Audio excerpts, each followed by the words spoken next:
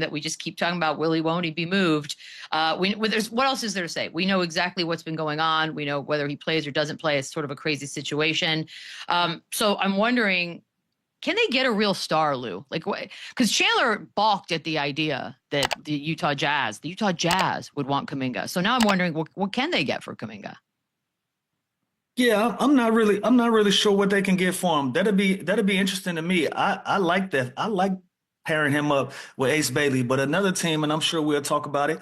I like Sacramento and Dallas as well. I think those are Mhm. those are two teams that also can see him flourishing and being in a great position to be the player that he wants to be outside of Golden State. In Sacramento, he's going to get a lot of opportunity. He's going to get the basketball. He's going to be featured. They're going to put him in a position to be successful. They're going to put him in a position to be the guy.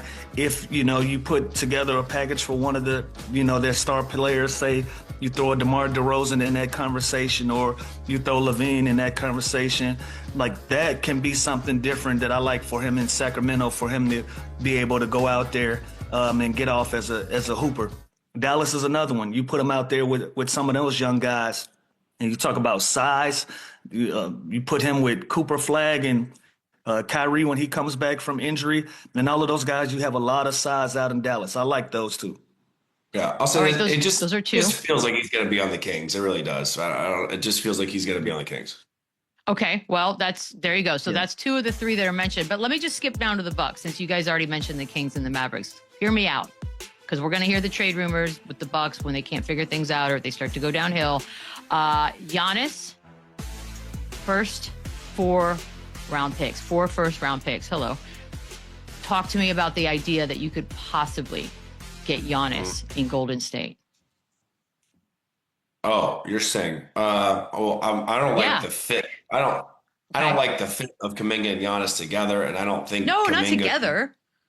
I think it's going to take more. We're talking Giannis. I think it's going to take more than that. I think they're going to have to ship out a lot more than Kuminga and for first round picks. If you look at the history of kind of what these guys have brought in trade value and the Rudy Gobert trade and the Well, Desmond that was Bain silly. trade.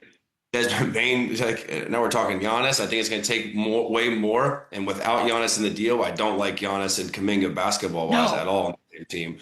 But I don't see that happen. If I'm Milwaukee, there's no. And I love Kuminga. I've been riding for Yeah. Kuminga for 2 years but no, I don't see that working. No space, and I'm good. Okay, there you go. We say no. Shooters That league. Quarter of his career in year 6, year 7, where he can have a real opportunity to compete at the highest level, especially with seeing his peers do the same thing. One person that I can reference that this worked for was Aaron Gordon down in Orlando. Remember, Aaron Gordon was a high pick, and it just didn't pan out in Orlando. You send him to Denver, where he's a second option or a third option type of a guy. All of the pressure isn't on him to win, and he's flourished. He's a champion now. He's one of the guys that we look to when we start talking about Denver and how successful they can be and the pieces that they need. We speak about Aaron Gordon. We speak about AG. I think LaMelo Ball can be one of those guys. I think he can do that. I think he could be in his hometown of LA with the Clippers. They've been looking for a point guard of the future, somebody that they can look for, some young energy, some fresh blood that's familiar with the scene, familiar with the city and the fan base.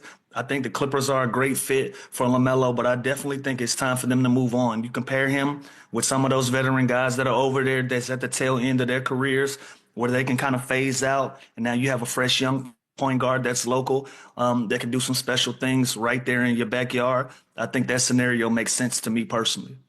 Well, let's look at the machine. The machine's Conrad, by the way.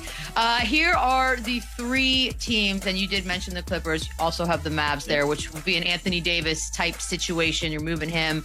Just think of LaMelo with the rest of that roster. You mentioned the Clippers, and then this one at the bottom, the Atlanta Hawks, seems like the most less paperwork, because it'd basically be LaMelo for Trae Young, boom, fresh start. Are you sticking with Clippers, or would you change that up? Okay, Chandler, why are you making that face?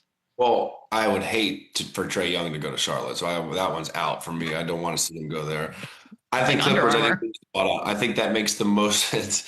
Yeah, I think that makes the most sense. I think they need a fresh franchise player. He's from there. He's electric. And I think when you put LaMelo Ball with good players, he is so much better. You look at his 39% from the field and 28% from three. He does take some crazy shots, and he's not the most efficient player the way he plays because he's kind of a high risk, high reward type of guy with a shot taker and the attempts that he's even attempting. But when you have good players and you have a James Harden, you have a Kawhi Leonard, you don't have to do as much. You don't force as much. You're not taking these one-legged 35-foot step backs. I think when LaMelo Ball is at his best, he will be the second or third best player on the team, and he can pick and choose the spots. He can still have nights where he erupts and goes for 40, 45, 50 points. But he's a playmaker. He's a big guard. He sees the floor, but he has to be more efficient. My point guard can't shoot 39% from the field and 28% from three. That's just never going to work. You're not going to win games like that. He needs to be surrounded by better players in a better situation, and he's not right now in Charlotte. So I do think that he needs to get moved, and I don't think he's ever going to reach his full potential playing for the Charlotte Hornets. And I think he's too good to not. I want to see him play in the playoffs. Yeah, I agree with Chandler. I don't want to see the Hawks flip out. I want to see Trae Young. I want to see LaMelo Ball. I want to see both of those guys get fresh starts and real opportunities to compete at a high level. For me, the Clippers make the most sense. And Chandler, like you said, and like I said, you put them around some vets, some guys that's going to hold them accountable. Say, hey, man, all right, listen. This is how we're going to go about it, and we're going to clean up some of this, and this is our way to it, especially if you pair him with a Kawhi Leonard, somebody that he can look at and say, hey, that's a two-time champ right there. He kind of know what he got going on. That's a vet that I can listen to. That's somebody I can follow. If you put him around a bunch of young guys that haven't done much, he's going to be back on the same thing. Like, I'm just like y'all, and I'm going to do what I want. So to be around some vets that's going to hold him accountable and help him kind of get to that next level, I think that'd be great for him. How about Chris Paul? Like, how about him being able to learn from Chris Paul in that role? Well, you got like 20 more minutes, so you better hurry up then and make this trade happen if you're going to do that. Yeah.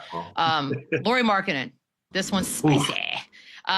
Only 28, so keep that in mind. Great hair, and has also been on the trade block rumors thing for like a while now. 29 points a game is what he's averaging right now, and being talked about with a lot of teams that could really use him. Danny Ainge, apparently, and rightfully so, sounds like he wants a king's ransom for Lauri Markkanen's services. So let me ask you this. First of all, Chandler, is this the year we finally see Markkanen move?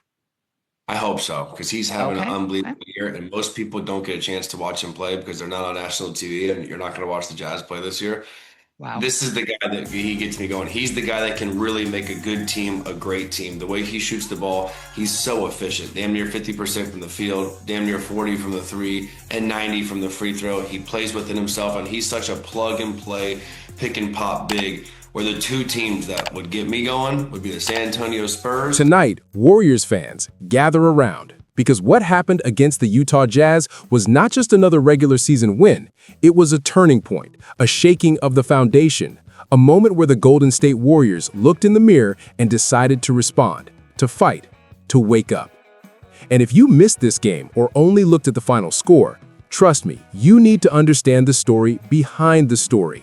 This wasn't just 134-117, this was frustration, accountability, awakening, and then domination. This was Steve Kerr demanding focus. This was the Warriors finally answering the call. The night began like a nightmare. The Warriors entered this matchup on a 3-game losing streak, sliding dangerously in the Western Conference standings after a promising start to the season. Morale was shaky, fans were nervous, analysts were circling, and Golden State desperately needed a statement. But instead of starting with intensity, they walked into the game distracted and disconnected. The Jazz came out firing, and the Warriors completely ignored the game plan laid out by Steve Kerr. Keyonte George, a rookie with unlimited confidence, went off for 15 points in the first quarter alone. Utah dropped 35 points on Golden State before the fans even had time to settle into their seats. And Steve Kerr, normally calm, composed, and calculating, reached a point we rarely see. He snapped. Cameras caught him lighting into his players during a timeout. No sugarcoating, no diplomacy, no soft tone. He was furious because everything he had emphasized pregame was being thrown away. Before the game even started, Kerr told his team that Keyonte George and Lauri Markkanen were the two players they absolutely needed to contain. Those were the assignments. Those were the non-negotiables. And instead, 10 minutes in, George had gone 4 for 4 from deep, each one a wide-open shot, each one a reminder that the Warriors were mentally asleep. Kerr said it himself after the game. He was annoyed, not at the offense, not at the missed shots, but at the lack of focus, the lack of discipline, the lack of defensive commitment. He reminded them that you cannot win games in this league by simply hoping the other team cools off. You earn everything with intensity, communication, urgency, and pride. And for the first quarter, the Warriors had none of that. But here is where the story shifts. Because after that fiery timeout, something happened that Warriors fans desperately needed to see. The second unit stepped onto the floor and completely flipped the script of the game. Pat Spencer, Will Richard, Quinton Post, and Jimmy Butler joined forces to start the second quarter, and the energy transformed instantly. They competed, they hustled, they communicated, they defended with purpose. And suddenly, the lead the Jazz had built began to crumble.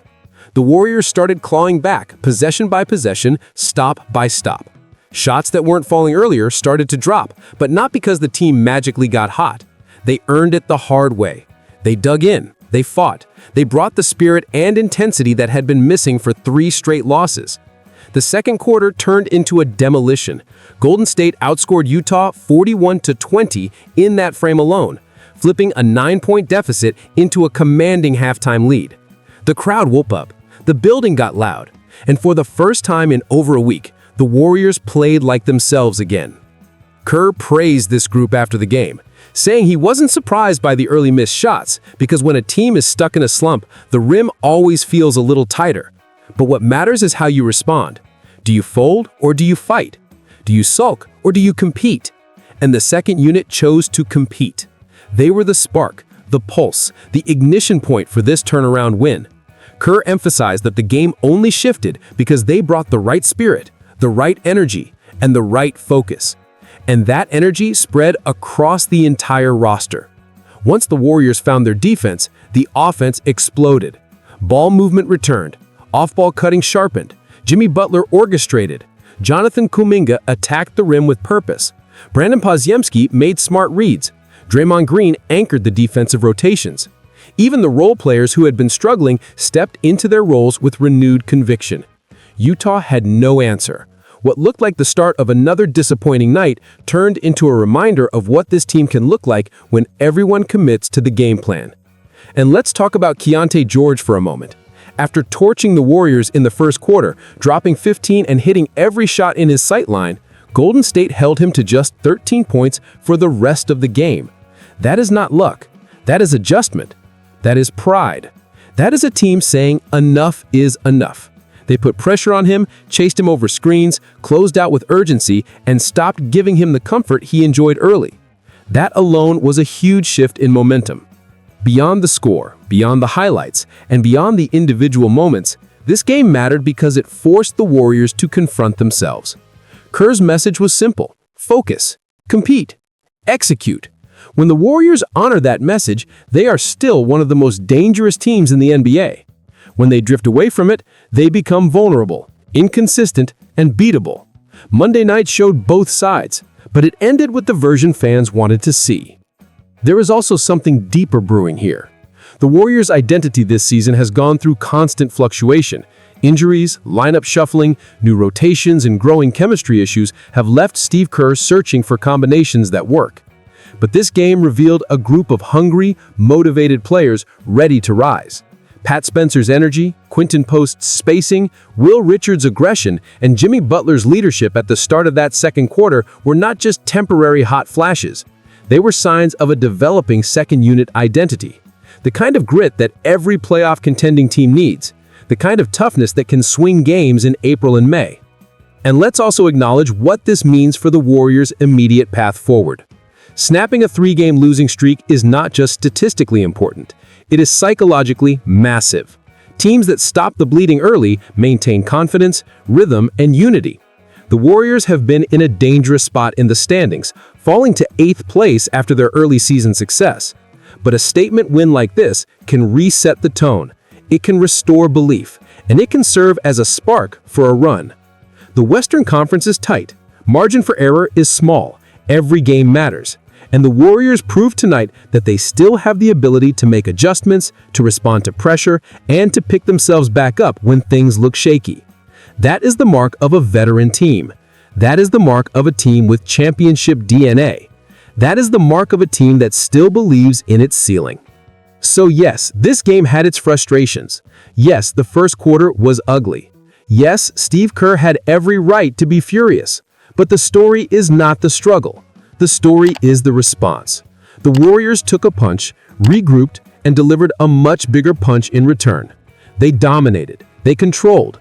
They reminded the league that when they lock in defensively and stay true to Kerr's system, they are still one of the most dangerous teams in basketball. Warriors fans, this is the type of win that can shift a season. This is the type of performance that can build momentum. And this is the type of reaction that shows the fire is still alive in this team. They just needed to be challenged. They needed to be called out. And once Kerr sent his message, the Warriors delivered one of their most complete three-quarter performances of the year. But now it's your turn, Dub Nation. What did you think of Steve Kerr's frustration? Did the team finally respond the way you were hoping? Which players impressed you the most in the turnaround? And do you believe this is the momentum swing the Warriors needed to climb the Western Conference standings? Drop your thoughts in the comments, hit that like button if you enjoyed the breakdown, and make sure you subscribe to Warriors Nation News for more reactions, analysis, and updates on everything Golden State Warriors. The season is far from over, and if tonight is any indication, the Warriors are ready to fight their way back to the top.